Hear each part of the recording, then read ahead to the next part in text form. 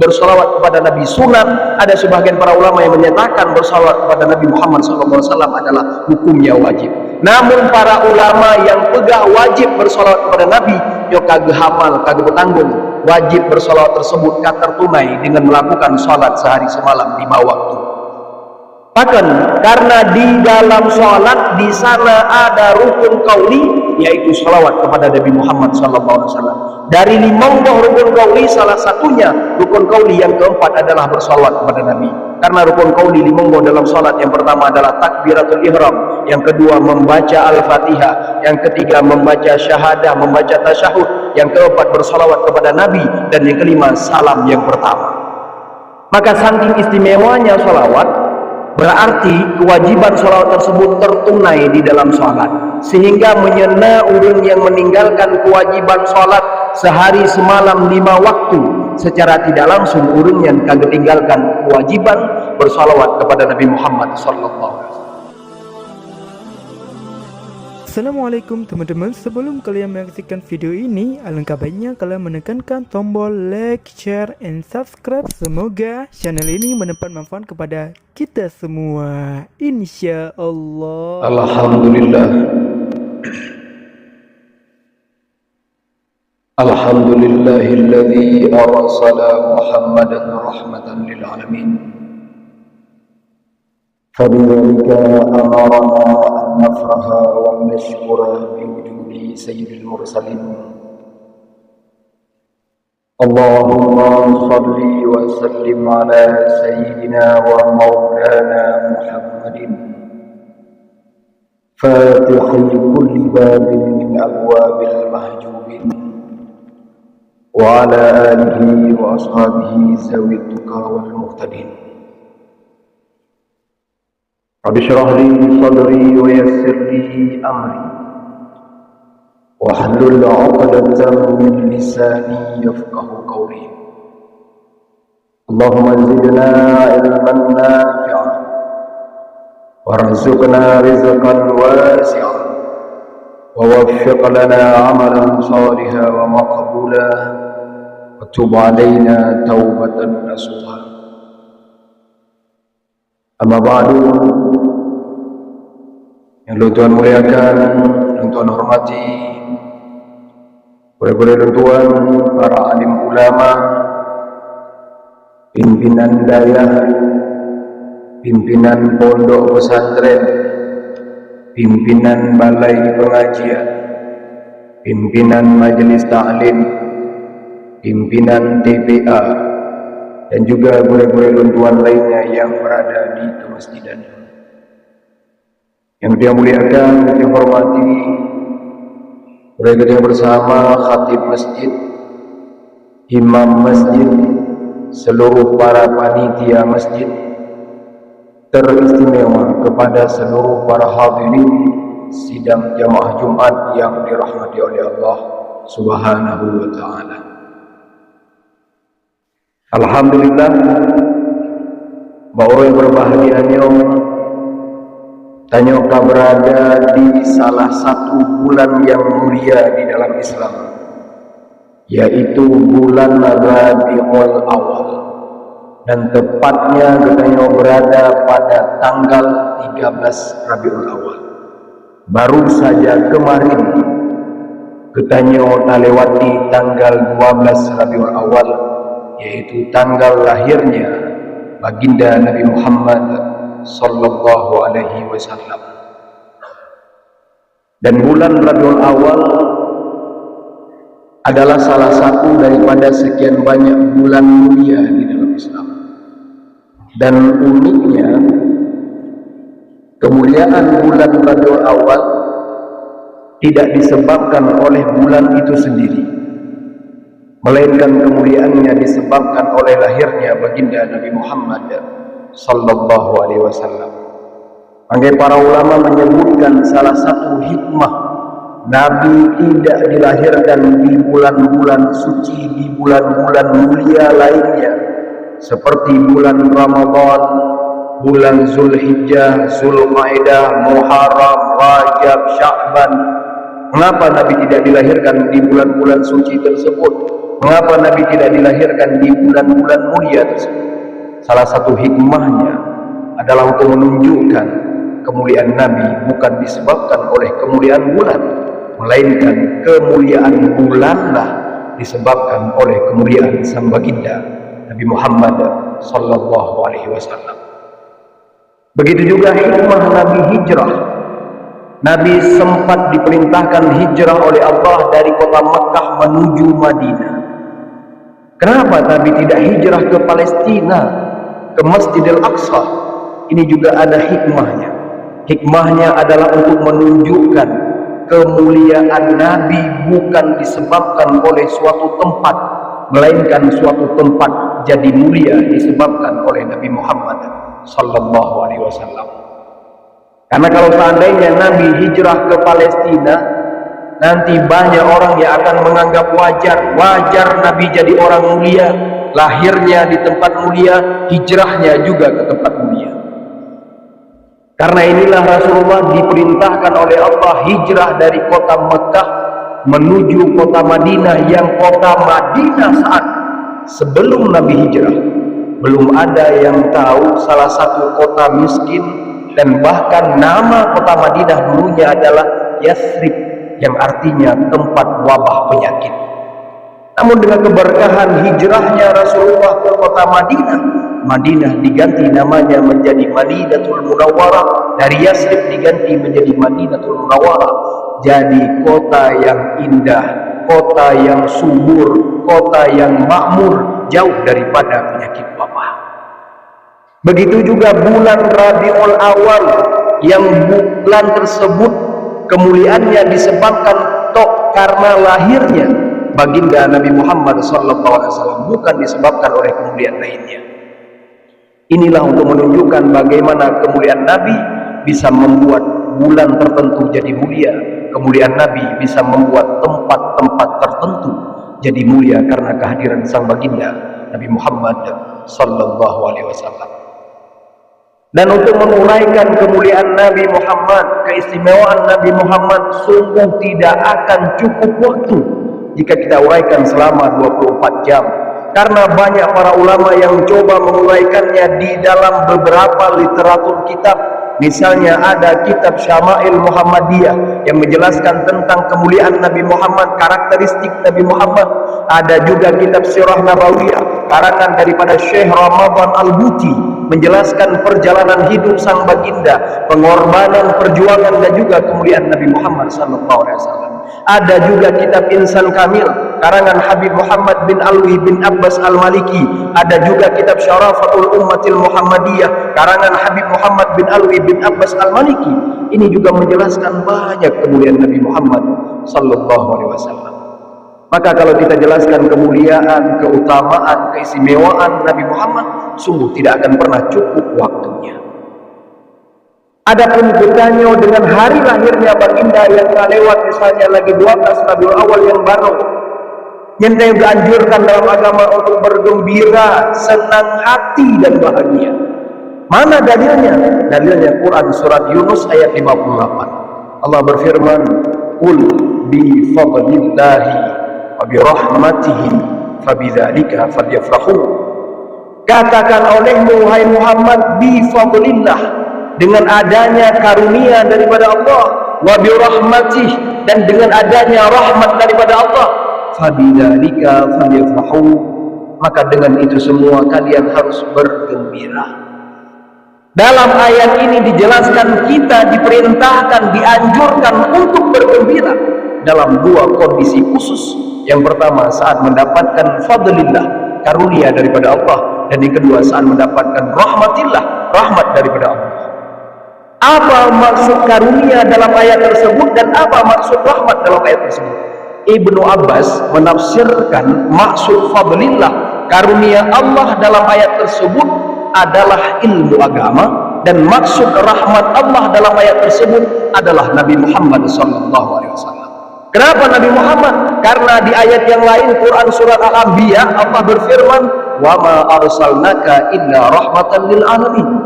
Tidak aku utus engkau wahai Muhammad kecuali menjadi rahmat bagi sekalian alam.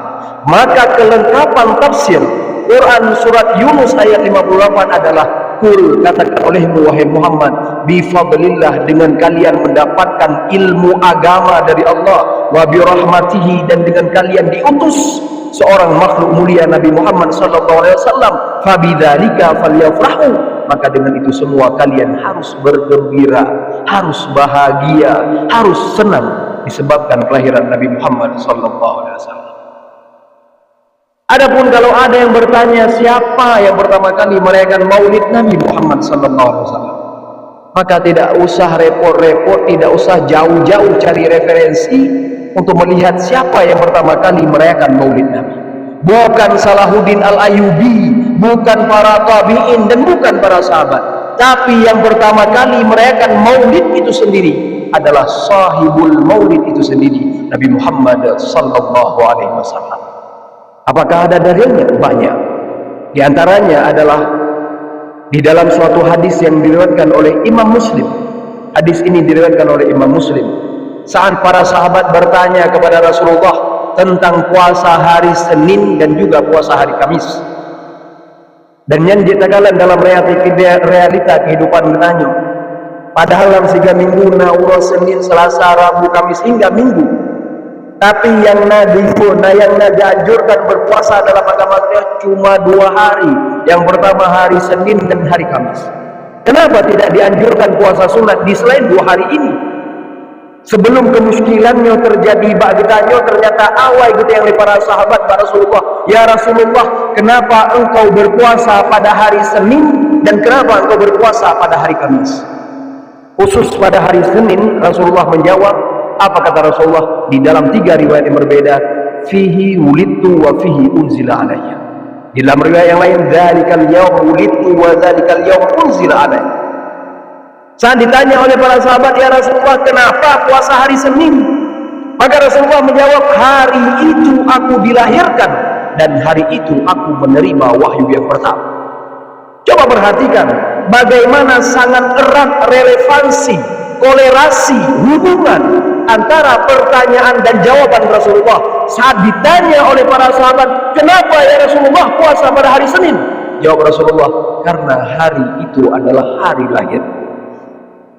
Berarti ini menunjukkan bagaimana ihtimamnya Nabi Muhammad di yaumi wiladatihi, bagaimana sangat menganggap pentingnya Nabi Muhammad dengan hari lahirnya, yaitu hari Senin, sehingga beliau merayakannya dengan melakukan ibadah, dan ibadah yang beliau lakukan adalah berpuasa.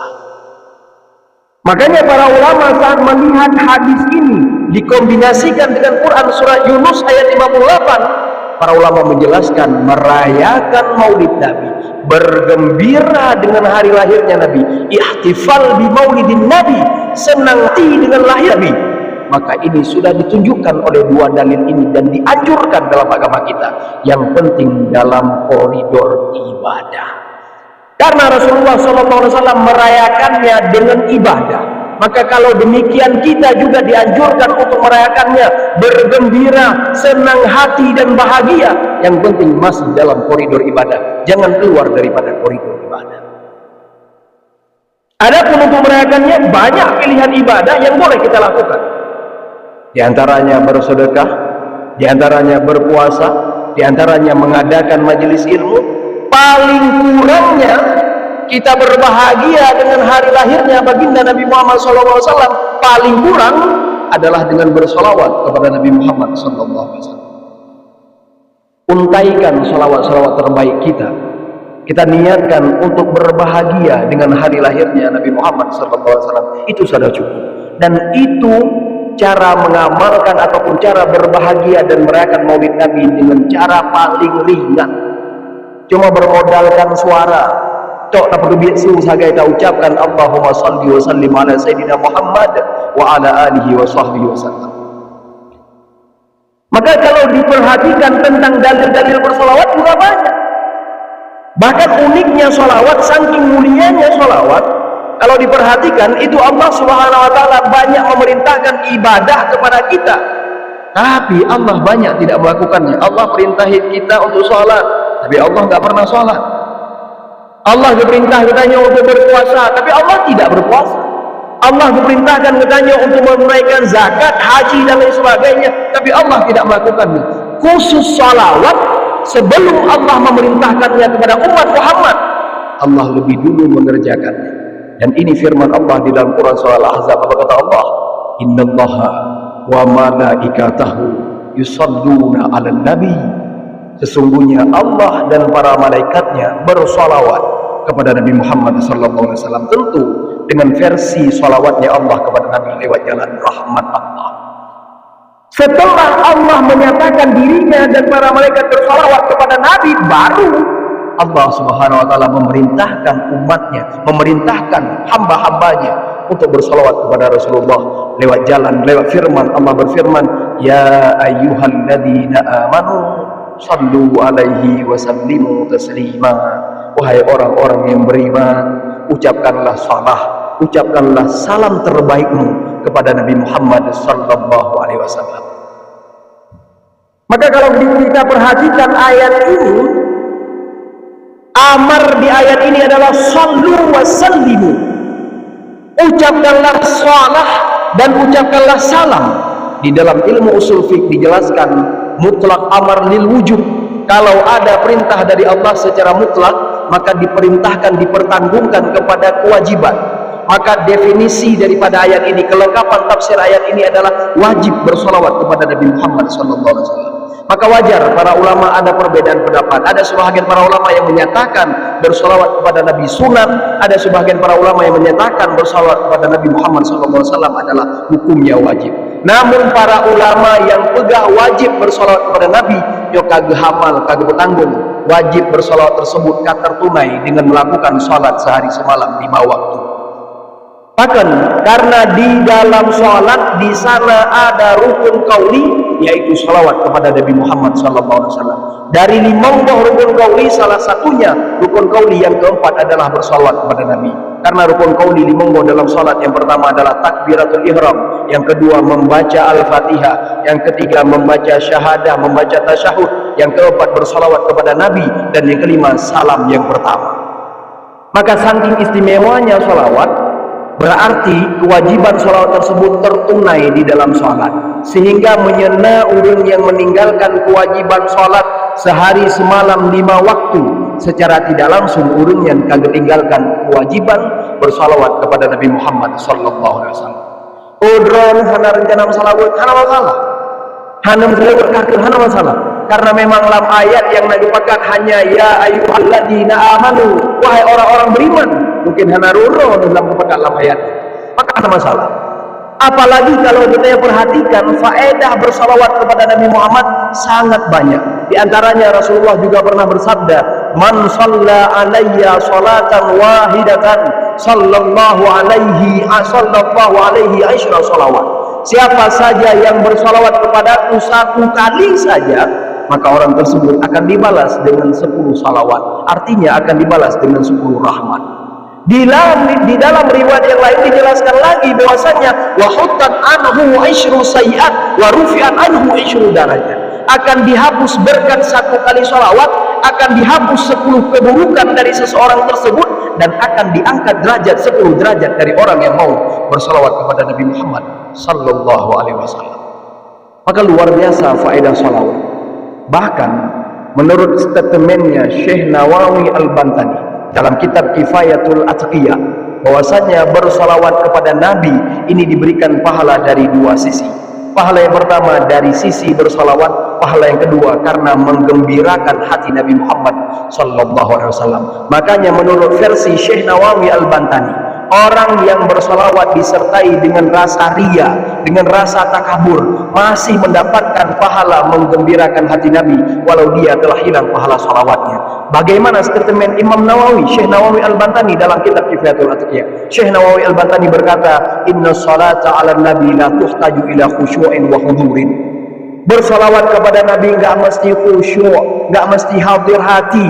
Ada sirat aja tabah motor pijit nam selawat, sirat aja tabah Honda jit nam selawat, sirat aja ketapak jit nam selawat, sirat aja udang jit nam selawat, sirat mekat jit nam selawat, sirat aduk apa bengkel jit nam selawat. Segala aktivitas boleh disertai dengan salawat, karena salawat enggak mesti khusyuk, enggak mesti hadir hati. Dan Syekh Nawawi Al-Bantani melanjutkan statementnya, wa inna salata 'alal nabi la tubtiluhu birriya. Sesungguhnya bersalawat kepada Nabi tidak bisa dibatalkan oleh perasaan riya ataupun takabur. Kenapa? Lianna salata 'alan nabi tufrihuhu. Karena sesungguhnya salawat kepada Nabi bisa menggembirakan hati Nabi. Wa farhur wa thawabu farhin nabi la yu'adiluhu syai'un. Dan pahala menggembirakan hati Nabi tidak pernah sebanding dengan pahala apapun. Itu artinya kalau kita mau bersalawat disertai dengan riya, walau kita kehilangan pahala salawat, paling tidak kita masih mendapatkan pahala menggembirakan hati Nabi Muhammad sallallahu alaihi wasallam. Kalau kita utarakan tentang kemuliaan Nabi, tentang bersalawat, sungguh tidak akan pernah cukup untuk waktu kita jelaskan datanya mandi. Maka karenanya itu paling kurang selamanya olah bulan maulidnya, yuk kita perbanyak salawat. Kalau bisa kita rayakan maulid Nabi, terserah versi apapun, yang penting dalam koridor ibadah, lebih-lebih lagi mengikuti Nabi Muhammad SAW. Bahkan Nabi Muhammad menyatakan hadis menakan tiap puro Senin gerakan maulid Nabi. Luntuan yubu-ubu berakan wadai lembayang maulidnya seolah-olah si con siga. Ternyata wadai kalunja ulua di beberapa tempat ternyata na urung, na daerah-daerah habaib yang gerakan maulid Nabi. Bahkan tiap malam Senin diadakan majelis maulid, baca maulid sintudurar, baca maulid biaul lami, kemudian makan-makan dan mengadakan majelis ilmu. Lu rasa mantan kurang di dalam merayakan maulid Nabi. Paling tayo alam sabuh desa, alam sabuh kampung, alam sabuh kota, paling terayakan maulid Nabi dalam situn sigo. Di daerah lain kagak mulai ikut dengan sahih Muslim bulokan tip malam Senin dan tip uro Senin merayakan maulid Nabi Muhammad sallallahu alaihi wasallam. Mudah-mudahan yang luntuan jelaskan bisa bermanfaat. Hana terasa K20 menit luntuan dengino. Mudah-mudahan bisa tercerahkan, bisa menjadi manfaat terkhusus bagi pribadi luntuan, umum bagi seluruh para hadirin sidang jamaah Jumat yang dirahmati oleh Allah Subhanahu wa taala.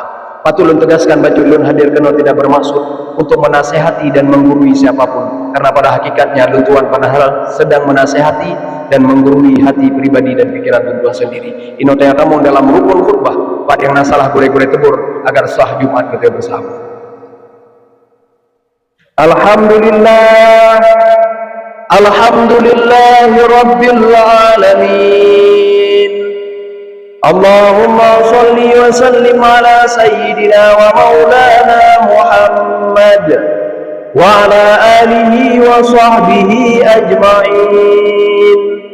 Ayuhan nas, ittaqullah haqqa tuqatih wa la tamutunna illa wa antum muslimun. Qala Allah ta'ala fil Qur'anil Karim, Bismillahirrahmanirrahim.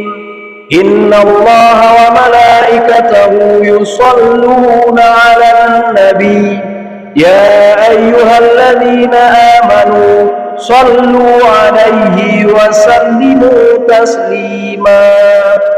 Barakallahu li wa lakum bil Qur'anil azim wa naf'ani wa iyyakum bima fihi minal ayati wa dzikril hakim wa taqabbala minni wa minkum tilawatahu innahu huwas samiul alim.